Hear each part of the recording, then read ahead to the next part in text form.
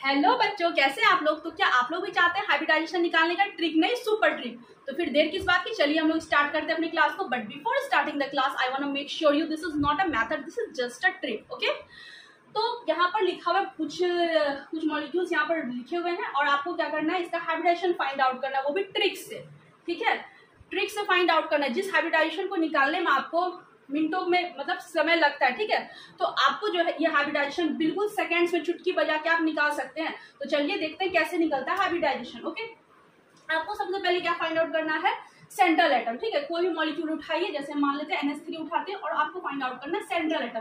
तो central atom कौन होगा, जो यूनिकली प्रेजेंट होगा, जो अकेला होगा। तो यहाँ पर कौन है, नाइट्रोजन। ओके, नाइट्रोजन एक है जबकि हाइड्रोजन 3 है, तो नाइट्रोजन क्या हो गया, सेंट्रल एटम। तो सेंट्रल एटम यहाँ पर लिख देना। अब आपको पता करना है कि सेंट्रल एटम में वैलेंस इलेक्ट्रॉन कितना है। ठीक है, तो सेंट्रल एटम में वैलेंस इलेक्ट्रॉन पता करने के लिए आपको पता होना चाहिए कि वो एलिमेंट कौन से ग्रुप का है। ठीक है, तो ग्रुप याद करने के लिए ग्रुप नंबर, वो आपके लिए वहां पे कोई ट्रिक नहीं, वो आपको याद ही करना पड़ेगा ग्रुप नंबर। ओके, तो नाइट्रोजन जो है वो ग्रुप 5 का एलिमेंट है। ओके, तो 5 इलेक्ट्रॉन्स यहाँ पर हम लोग दे देंगे। ग्रुप 5 का एलिमेंट है तो 5 वैलेंस इलेक्ट्रॉन इसके पास है। अब ये 5 वैलेंस इलेक्ट्रॉन को मान लेंगे लड्डू। ठीक है, अब ये 5 लड्डू है इसके पास और ये 5 लड्डू शेयरिंग करेगा सराउंडिंग एटम्स के साथ। तो सराउंडिंग एटम्स का आपको नेचर पता होना चाहिए कि वो कैसा नेचर का, वो डाइवैलेंट है या मोनोवैलेंट है। अगर वो मोनोवैलेंट है तो एक बार में एक लड्डू खाएगा और अगर डाइवैलेंट है तो एक बार में 2 लड्डू खाएगा। ठीक है, तो यहाँ पर हाइड्रोजन जो है वो मोनोवैलेंट है तो एक बार में एक लड्डू खाएगा और टोटल कितना हाइड्रोजन है, 3 हाइड्रोजन। तो यहाँ पर 3 लड्डू खत्म। ओके, 3 लड्डू खा गया। अब क्या क्या बचा, तो यहाँ पर 2 लड्डू बचा। ठीक है, 2 लड्डू बचा और यहाँ पर 2 लड्डू यानी कि एक लोन पेयर और यहाँ पर 3 बॉन्ड पेयर। अब आपको सिंपली क्या करना है, जोड़ लेना है। H का वैल्यू क्या निकलेगा, 1 2 3 और ये लोन पेयर 4, H बराबर 4, मतलब हाइब्रिडाइजेशन क्या हो गया, sp3। कैसा लगा आपको ट्रिक। तो चलिए फिर दूसरे पर देखते हैं। ठीक है, एक और एग्जांपल लेते हैं, XeO2F2। ठीक है, XeO2F2।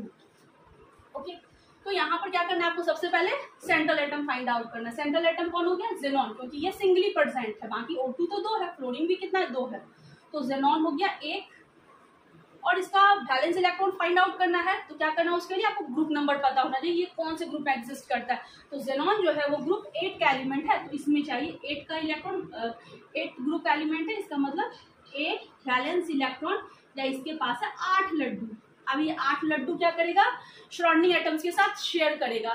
तो सराउंडिंग एटम्स का क्या पता होना चाहिए, नेचर पता होना चाहिए कि वो कितना लड्डू खा सकता है।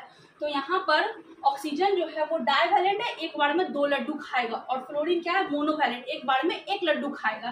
ठीक है, तो ऑक्सीजन कितना है, 2 है, तो एक ऑक्सीजन एक बार में 2 लड्डू खा लिया, एक ऑक्सीजन एक बार में 2 लड्डू खा गया, ऑक्सीजन कंप्लीट।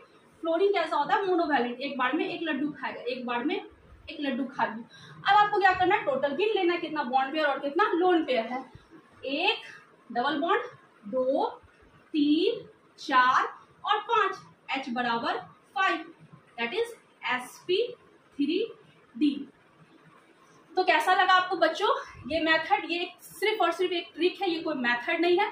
अगर आप जानना चाहते हैं कि इसका मेथड क्या होता है हाइब्रिडाइजेशन निकालने का, फुल मेथड, तो अगर फुल मेथड से निकालना चाहते हैं तो आप मेरे YouTube चैनल पे जाइए और वहां पर जाके वीडियोस वहां पे है, आप उसको देखिए, चैनल को लाइक और सब्सक्राइब करिए।